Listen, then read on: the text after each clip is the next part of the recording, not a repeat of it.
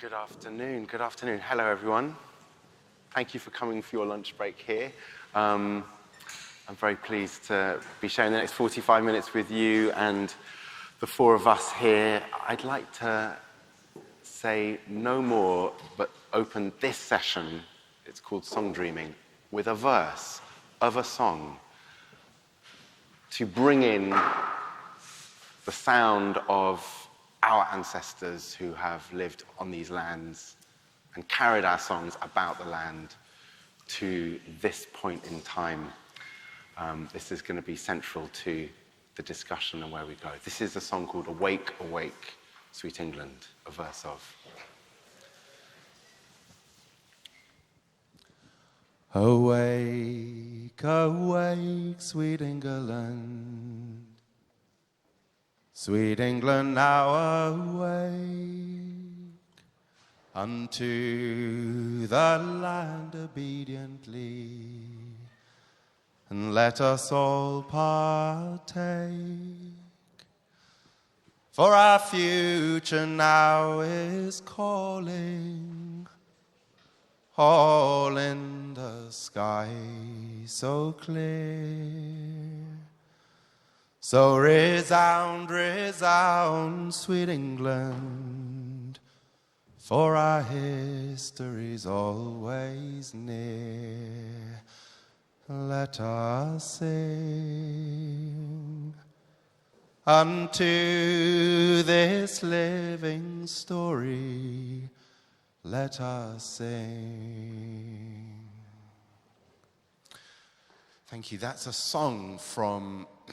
Well, it's from Herefordshire, not very far from here. I'm going to swap microphones. And it's a song that, for me, speaks about this idea of song dreaming, about listening to the land, and how song is a portal and a way of tuning in, of respectful acknowledgement, of attention to the land, which is essential as part of our stewardship and our journey historically, but into the future.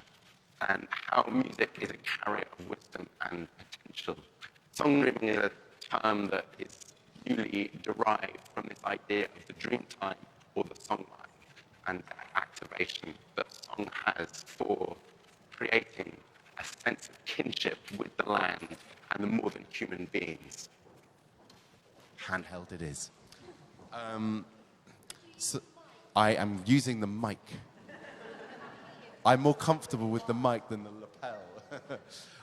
So good. And maybe that goes for all of us to use the microphones just in case.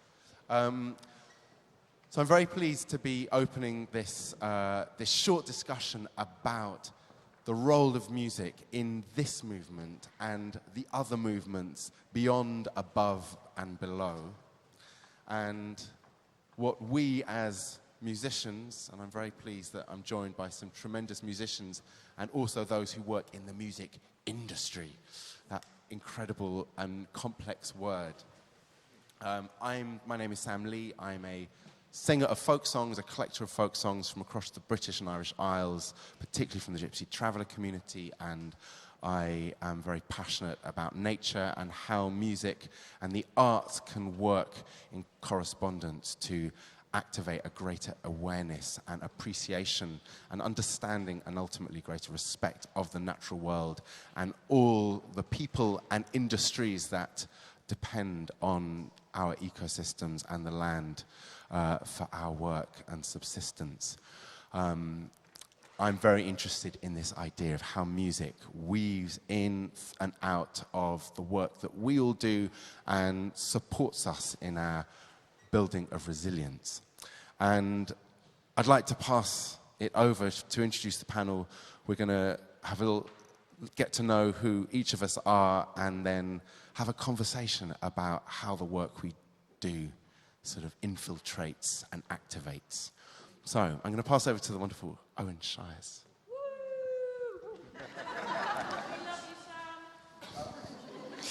Diolch, Sam. Thank you. I want to say bore da, but it's prynawn da because we're in the afternoon. So I'm a musician from West Wales, Ceredigion, and my work in recent years has been re-uncovering the musical traditions in that part of Wales. We're very keen on singing in Wales, but folk music tends to get a little bit kind of ignored. And there's a kind of canon of songs, like a handful of songs that everyone will know, folk songs, but the more kind of obscure ones maybe have, in the last sort of 50 to 100 years, kind of disappeared out of certainly living memory. So a lot of the work I've been doing has been reconnecting to where I grew up through music and uncovering and performing these songs. Anything else? What else would you like to know, Sam? Well, particularly that your songs connect to rivers, which is very interesting. The album I released was called Dilyn Afon. Dilyn Afon means following a river. And rivers, in many cultures have really special significance because they are the givers of life. They are the veins that run through the land which give us life. And human habitation has popped up alongside rivers for millennia. And so the journey I undertook was really starting in my home village in Capeldewi in Ceredigion and just expanding out from there, going up the Cletwr Valley, which is a lovely sort of tranquil valley, and a very cultured valley with a lot of history and a lot of poetry and a lot of song, and uncovering the songs from that valley.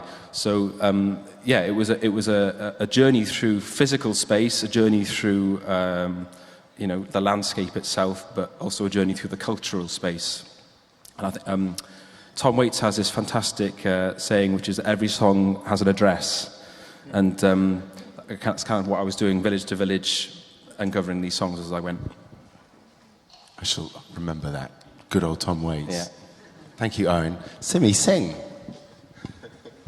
Hello everyone, Prynawn da. I'm also from southwest Wales, from Companionship, and I left Wales when I was 16 and went to music school. So I've come up through a very classical tradition and did the very hardcore classical thing for quite a long time and love it and wouldn't change it for the world. But I just got to a point that I was very lucky to be playing on big stages with amazing artists and kind of doing what you think you're aiming for and just getting to a point of, but why? Why are we doing this? And what is our role here? And that journey and I also realized I had this whole language that I could use but not to express myself. So this journey going into my own creativity was totally linked to my deepening relationship with land and coming back to the land. So I would run away back to Wales to just explore and create. And now everything I create, I've realized, I've gone on a whole journey of thinking like, oh, it's so self-indulgent though to do that and go away and just write. And went on a whole journey and came back to realizing, no, this is what I feel like I'm here to do, and I feel like I'm here to connect people to the beauty of this land again, because what we're losing is the heart, right? And this remembering of the magic that we are part of.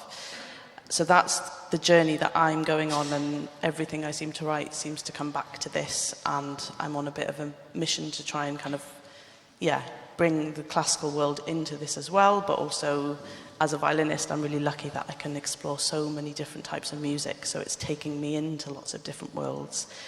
And just feeling like it all really has to come together. And I get so inspired by being in places like this, and it's taking me away from an egocentric driven career to an ecocentric one, and that feels, I'm just following a thread, and it feels very aligned and alive. Wonderful, Simi. And the incredible Sophie Schnapp, who comes from a very different side of the music world and doing incredible things in eco-activism. So, Sophie, do you want to share a little bit about your story and where you dwell and work? Yeah, of course. Interesting hearing egocentric world, and as soon as you said that the music industry, it was almost like the big bad world, because it's an industry, and when it becomes an industry, it's something that is taking over and capitalized and more, but we'll get there, I'm sure. Hi, everybody. Nice to meet you. I'm Sophie Schnapp. I grew up in Scotland, dancing around trees, but with a deep thirst for justice, which took me on to following a path of environmental engineering at university, and that was too small a scale, so I then went on to become an advisor and an implementer of decarbonization politics for different institutions, the International Energy Agency and the European Commission, working with ministers of the environment. And within that space, I was getting more and more frustrated by the lack of energy and enthusiasm that was coming from it. There was so many politicians wanting to do good things, but the sheer power of people power weren't on their side at that point. So I was like, how can we actually genuinely make change? And so it was kind of at the same time that Greta Thunberg was coming to light and Extinction Rebellion. I was like, oh, of course, culture. And at the beating heart of culture is music. So I heard about this amazing initiative Brian Eno was starting up that's called Earth%, and it's a music charity unleashing the power of music in service of the planet, basically helping anyone in the music industry engage with the planetary question at hand, developing a really beautiful ecosystem within the music industry, keeping it localized, but also allowing for the music industry to really be that spearhead force for change. So we're the goodies in the industry, and we're trying to bring more and more people in with us, and there's more to be said about that soon. Thank you. It's quite nice that we followed those who were in the panel before, chaired by Rosie, that we had a speaker from Client Earth, and Client Earth, as a legal body, are funded in part through the tax that musicians who sign up to Earth% pay as a percentage of their income, of their royalties, of their earnings from tours or albums, goes to Earth% and then directs it to other organizations like Client Earth. So there's this wonderful kind of way that the music can actually support the good work going on there. But I wonder also, with that in mind, about how the line of inspiration can come to artists to be more empowered, to acknowledge, to be inspired by nature, by the land, this idea of nature as muse, and where that calling comes from, how we have felt it, and where you can see that growing sense of musicians feeling a sense of duty and inspiration. I like this word, irresistibility, to be working more with the land. Simi, maybe you want to pick up on this. Gosh, there's so much to say that it's hard to know where to start. But I guess one part of my journey was that, as soon as I realised I wanted to figure out how to live more close to land as a musician, and how difficult that is to do because you're moving around so much, that then I would go to communities to try and learn about the land and realise I don't have these skills, I don't know what I can offer. But actually what I do bring is music, and actually what that's done is made me connect to loads of different communities, and they all want me to come back. And it's a way to be in this world and offer what we can. Because I went to a course about the OPD in Wales, the One Planet Development, and came away from it thinking, gosh, if I was going to do that, I'd have to give up what I'm doing. So what's the point of that? Because I'm here to offer this side, and if I was to give that up, then it doesn't feel right. So it's trying to find how these can come together, and it's reciprocity, right? If my dream is to live on the land with people, but offer music just as part of being in community. And I guess part of being a freelance musician or a musician is that you've got to pay the bills, you've got to pay the rent. So you can't make decisions just based on heart, because you've got to live. But if we were living more in reciprocity, maybe there'd be more space for that to come out. And so I'm very lucky in that I've just got a fellowship from the Arts Council of Wales, who have created this amazing thing called the Future Wales Fellowship, where 8 of us are going to explore for a whole year how art can help connection to nature. And so what I feel really privileged is to be able to explore this without the need to worry about whether these events are going to make money. And I'm going to do it really small scale, but without that backing, there's no way I could do that. And so it's how can we create a space where musicians can have the space to think about how they're giving rather than just always growing and having to earn. It's the complex thing as us musicians that we also have to be, artists and creatives. We also have to be economists and understand how we can sustain ourselves. Entrepreneurs. And understand marketing and promotion and all the dirty stuff, as well as being connected to the soulful. You've got to be an all-rounder, which is the absolute opposite of what I think an artist should be in some ways. They should be singular often and driven and can give a lifetime's pursuit.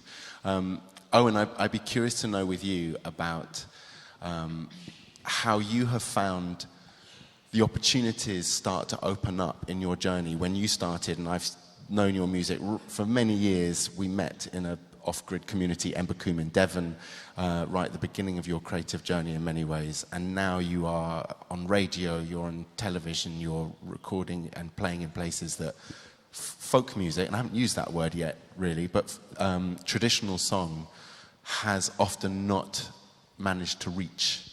And how have you seen your journey as the opportunities open up, and how you've helped open those opportunities up by bringing folk song to a wider audience? I think it's sometimes just a case of hearing that word folk music over and over and over until you sort of go, oh, what's this folk music thing then? And I'm going to speak from a Welsh perspective here, because the folk industry, that's not the right word, the folk world in Wales is very different to the folk world in England.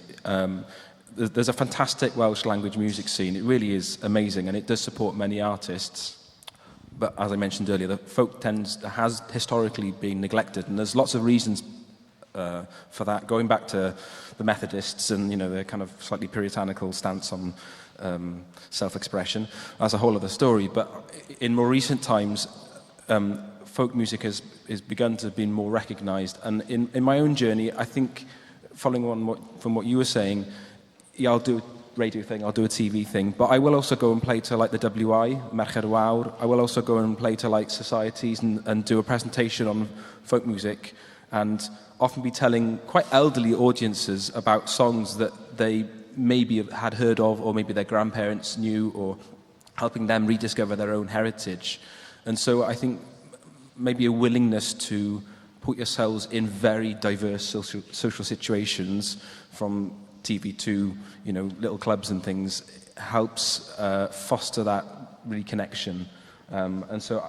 And that also helps you earn a living, I think, as well. It's just being willing to do anything and everything. Not in terms of like being a jack of all trades, but being willing to come to something like this, which is, I did a degree in commercial music, to use a dirty word again, that kind of like the music industry. I learned about the music industry. I never would have thought I'd be sat here at Oxford Real Farming Conference talking about folk music. So it's been being willing to take strange opportunities when they arise. Maybe that's the best way to put it.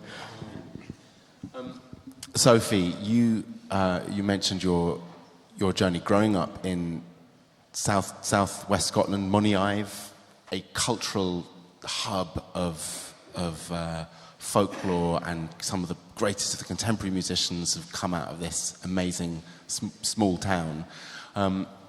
How do you see, from the perspective now you working with Earth Percent and also on some other projects that we may or may not be able to talk about in the mainstream, about where you have seen within the community-led and where song at its essence working with regionality, within localism, how that can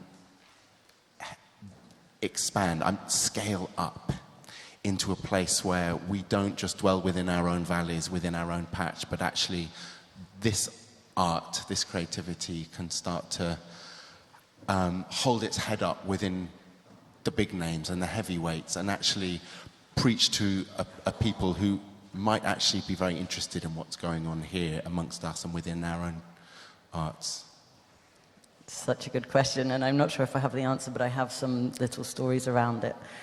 Starting with like the Tom Waits quote of every song has an address. Like equally every artist has an address, right? And so they all have a story of where they're from, and these lands currently are, all lands around the world are being tarnished, desertified, etc., etc. So we all have a story from our lands that that are changing. I want to bring a fact into this. So, like, basically, there was a big study that was done in the UK really recently, looking at who is the most trusted messenger to relay stories on climate change and what is happening with the world. And I mean, we can bring it into the audience. You can have a guess of who the most trusted messenger is, if you want to try. Well done, David Attenborough. And the second trusted messengers are musicians and artists. So there is a huge role, and politicians are at the very bottom, as you can imagine, but little scientists are kind of ignored because nobody understands them. So there is this disconnect between what we need to do and how we can do it and the actions to be taken. And then to put all of that weight on the artist, as you were saying, is like, it's economically unviable unless they're supported by policy change and things. So I have a piece of good news, and that's actually at this year's COP. There was a whole call to action and movement to bring the word culture into the texts of the agreements that were made in Dubai, which is a huge movement and moment for culture to actually have the economic means to start making changes. So that's just a nice kind of bringing it back to the major, the overarching thing. But please. Yeah, well, it's wonderful, and you were one of the organisers and leaders of the Culture COP in COP27 last year in Sharm el Sheikh. Tough times. But the reapings of that work is starting to appear, and it's lovely the way that connects with what's happening. The Welsh Arts Council of now funding artists to work with the land, to give that time, that idea, a fellowship to the ultimate address. And I guess that this is the trickle down. How do we create a way of incentivizing and offering artists? I work a lot with artist development, with a project I do in the woods with Nightingales. We bring 45 to 50 artists a year to come and spend time in the Sussex forest and Gloucestershire forest, improvising with nightingales. And you've been down, Simi, to play.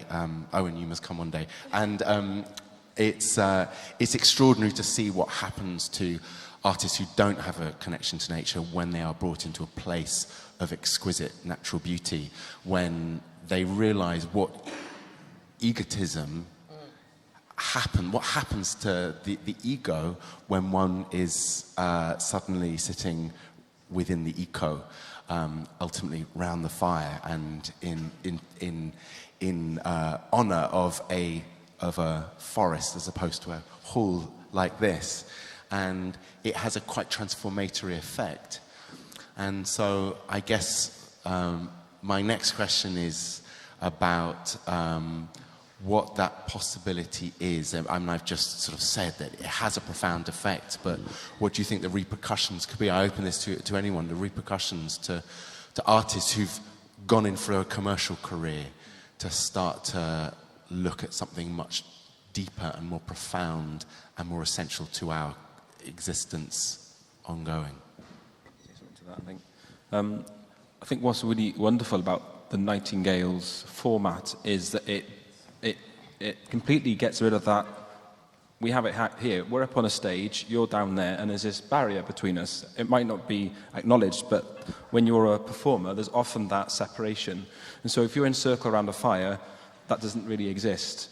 If you're in circle around a fire out in nature, then you're connecting to something that's not just this room. And I think part of it's not deprofessionalizing, but it's getting rid of that kind of separate mindset that giving artists opportunities like Nightingales or doing things outdoors, it helps us to connect in a different way. And folk music, going back historically, was a really communal thing. And we would offer, this is a question popping from the audience very quickly there. We'll need a microphone because it won't be heard on the Do you mind if we come back to it at the end? Is that all right? Are we going to do some singing? Of course we will. Okay, good point. Good point. It's a very good point. Put me on the spot there. The power of music literally coming through, desperation Yeah. for this heart opener.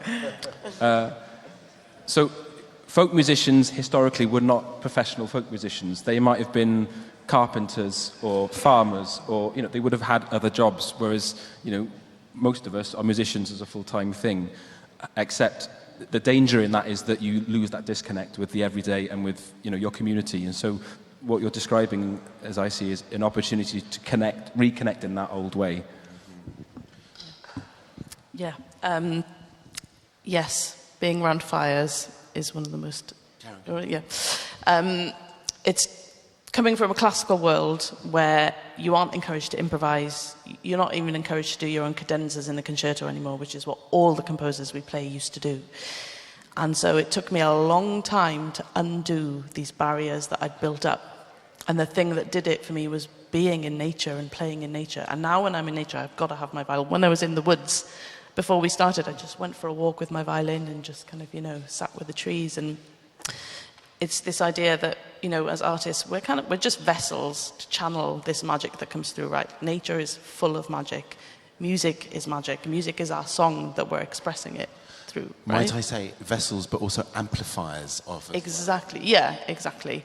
And it's only when I've been in these spaces that I've really felt it come. Like some of the things, you get these moments where you have like a whole formed song and you're like, where did that come from? And it's only ever happened to me when I've been in nature. Never kind of sitting in my London room, which I no longer live in, thank God. But yeah, it's as a classical musician, it was fundamental to my unlocking and just, coming back to the true essence of what music is meant to be, and it's just expression of a moment, right? An expression of where we are, and nature is just intrinsic to that, and community, and being around fire, in community, in nature. Yeah, it's just the most profound place to do it. So, two things. Firstly, Oliver, there's been studies on this, like what is it that can change our heart and our mind, and Oliver Sacks neurologically proved that it's nature and music are the two things that actually can transform our moods. So putting them both together is just this electrifier.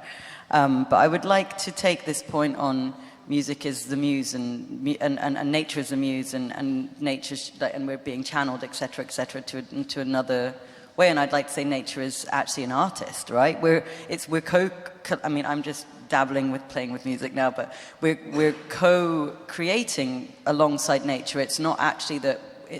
Nature can sometimes be our muse, but it's more than that. And I think it's important, what we're doing, and this is interesting for the side of the industry side, is with Earth%, we're bringing in to streams like Spotify and other systems that we're trying to systemically change them and say, hey, where is the place for nature to be an artist here? And there's a campaign coming out very soon called Sounds Right that actually allows for an artist to say, I didn't just write this alone. Either I was channeled with it or nature came through. And the earth is my co-collaborator, and then money will go back into the earth, which is a form of systems change and far more honest, because most musicians are taking from the earth. So how do we create this way of like being in reciprocity with nature and with the world? And so there's some fun things coming through and coming up.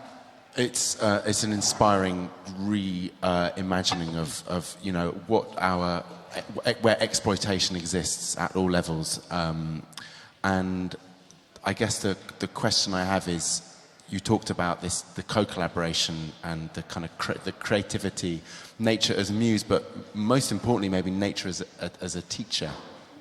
And in the small amount of time we have, I'd like to ask about what are some of the greatest lessons that your time in nature has taught you as an artist?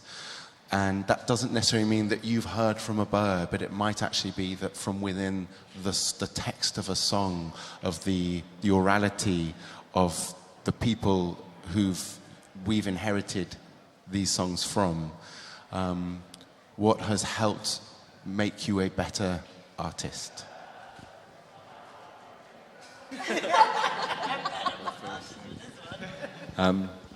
Something that came to mind just then was, what's wonderful about folk songs is that they are great historic accounts of years gone by. And many of the songs I come across mention nature, wildlife, birds. Birds in particular in Welsh folklore and mythology are seen as kind of magical creatures.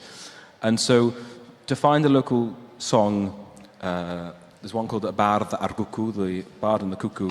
There's no cuckoos in South Ceredigion anymore, but of course the memory of that resides in the song. So, and there's a house called Alltgorg, it's another word for a cuckoo, in my village. So I know for certain there were cuckoos in that area because it's recorded in song. No longer the case. And so there's a grief in there as well. And so that informs my creative practice, because if I perform that song, I'm tapping into that loss, that sense of loss. And I think the other thing I wanted to say was, it's been said quite a few times this week, these last few days, that I don't see the human element as separate from nature, because these are people's stories as much as they are stories of the natural world. And so by connecting to the people in the songs, real historical people in many ways, I'm connecting to my locality in a much deeper way. And so when I walk through that landscape now, I'm imagining the people I knew that lived at particular addresses and the songs that they wrote or adapted or sung. So that's my answer.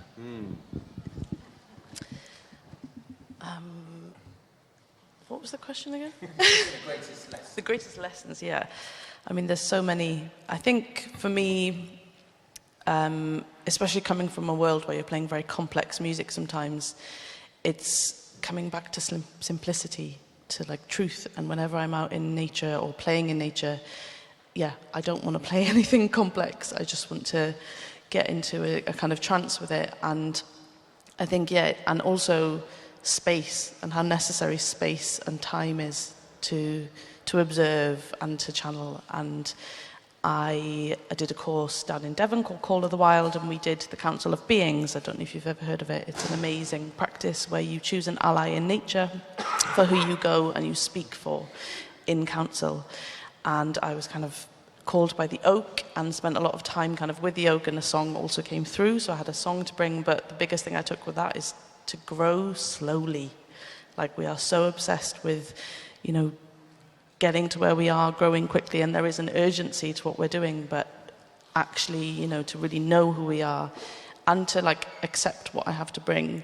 It's like looking at all these things in nature. They're just being. The oak's not standing there being like, oh, I wish I was a willow tree, or I wish, it's like, I'm just an oak. So it's like it's this eco-centric thing. It's like, what am I here to be and to do? And that's what I take from nature. Yeah, beautiful. And I mean, this, if I may share as well, just a little bit about the lessons that I've learned and how I will speak often about the Nightingale. It's not my favourite bird, but it's the one that's been my greatest teacher, most regular teacher, in that importance of silence. And I relate this very much to people who work with the land, the importance of listening. Nature is a very good listener. Nature hears everything. And that invisibility, the cloak of invisibility that the nightingale wears in his darkness, and the she spend in the listening for the males, it's very powerful, that sense. And I'm going to bring in a word that hasn't come in. We've been dealing in many different realms, but the sacredness of song, the sacredness of silence as well, and how the two, we artists are in service to silence, decorators of silence even. And for me, one of the things that is most powerful in the work that I get to do and the community I get to be part of doing this work is about, with us being the vessels, being the amplifiers, being the custodians of folk song, in a time of great loss of intangible cultural heritage, to give it a more technical term, but of the hidden, of the smaller voices. And there is a direct correlation between the disappearance of species as well as the silencing of and the depletion of nature, as we see particularly badly in this country, and also the loss of senses of local identity and vernacularism and language. We're losing indigenous languages. I've seen the Scottish cant, the traveller language, go extinct in my lifetime. And for me, this what is my purpose. And there's a couple of quotes that I'd like to share that, interestingly, one of them I only came across yesterday in a panel, which kind of spoke very powerfully, because one can swap the word tradition and conservation and the importance of how preservation within the art of folk music has persisted. And I'm very cautious of that word preservation, and how conservation is so vital within how us as artists move through times of change, and our leaders in times of change. The first quote that I've always been very passionate about is an old one from Gustav Mahler, and it's that tradition is tending the flame and not worshipping the ashes. And that's been deeply powerful in how I make the decisions as an artist that I do. But this wonderful one that came up yesterday in the Commons talk about upland sheep farming is that conservation/tradition is about negotiating the transition from past to future in such a way as to secure the transfer of maximum significance, which I love for its technical coldness, but actually about how we as artists are trying to bring something from the past that is so important. And I guess my last question, because we have 5 minutes, and a song, is what is that significance for you in what you do, and how do you respond to that quote? Yeah, I think a few things that we haven't mentioned, which I feel are very important. It's ritual and sacred spaces, right? And we live in a world where we don't have that in the same way, and we need it. We really, really need it. And I think, I got to a point where I was like, a concert space is one of the last spaces you can come to and sit with people you don't know and all experience something together. So how do we use that to best effect? But also ritual, how do we make a gig or a concert feel more like a ritual? And it's like, also this lack of vulnerability, like being able to be vulnerable altogether in society on a regular basis. And when you come and you feel something when you're listening to someone and everyone's feeling that in the same room, it's a very powerful space and experience to have. And so it's like, how do we harness that to greatest effect and bring ritual back into what we do? Jules, share on this. I want to build on this, because I couldn't agree more. And a lot of the work that I'm moving towards is a huge monumental concert that's happening soon that people have been gasping for. But it's like, when that happens and the Beyoncés and the Jay-Z's and the other people are engaged and they are willing to help change make, what is this maximal change that we're asking for? Like, we need to simplify messages to a degree that everybody on this planet can understand how we can start to better relate with ourselves, with each other, with communities, and with, of course, nature. But how do we really do that, and how do we maximize it? And it's a question I'll be posing over the next year. And if anybody has answers to it, please, I'm all ears at the moment. Simplify, but also distill. And I think this is where we have a really important role of taking the complex and the nuanced and the essential and distilling it into a way that can have people standing up in the audience saying, can we sing it? Whatever it might be. We need song. I think I see my work as very small and local, and so the thing of maximum significance for me is the unique lens that a language is on the world. And as Sam mentioned, part of this systemic loss is we are not only losing species, we're losing languages, and languages offer a unique way of seeing the world. Every language is different, and so part of my work really is sustaining that language and that way of seeing the world through song. And so it's quite a simple answer for me in that sense, but I think even just because it's small doesn't mean it's not significant, and I guess that's where I'm coming from. We have 2 minutes left, and thank you to the amazing panel. It's been such a wonderful conversation. Sophie Schnapp, Simi Singh, Owen Shires. Owen, would you like to sing a song? Is there something you might be able to share that we could join in or drone over, or something simple? Yes. I did sing it in here last year. So if you were here at the closing thing last year, you might already know it. It's an ox driving song from South East Wales. It's called Enriching. I don't know how much time we've got. Very little. And what I will just say, because we'll sing and then we'll leave, but if you want to come and chat to us afterwards, that'd be wonderful. We're going to be down there and shifting out. So we'll, All right. I'm also channeling Tom Waits a little bit at the moment as well, so we'll see how we get on with that. But so it's very easy to sing. The word you're going to sing is umline. Can you say umline? Umline. That means forward. So what would happen? There's a bit of a story here, but I won't say it because we're a bit short on time. The person would stand in front of the oxen and goad the ox forward in musical fashion, and that's how they were so effective. And apparently when they took them to England, English farmers would buy them and they wouldn't be able to sing to them properly and they wouldn't work quite as well. So, this is like, if you ever buy an ox in the near future, this is your preparation, okay?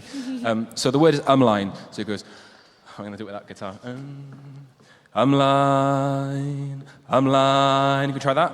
Umline. Then he goes, oh, umline. Oh, umline. So the whole thing goes, umline.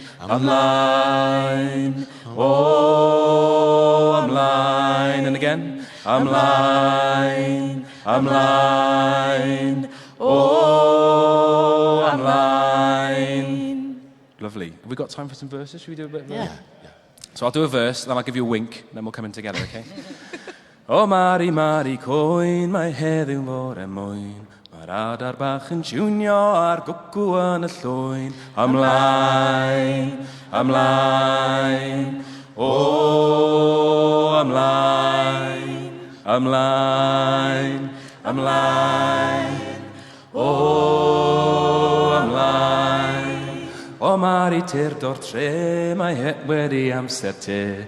Faith y dau o drog am brefi dros y lle. Ymlaen. O, ymlaen. O, ymlaen.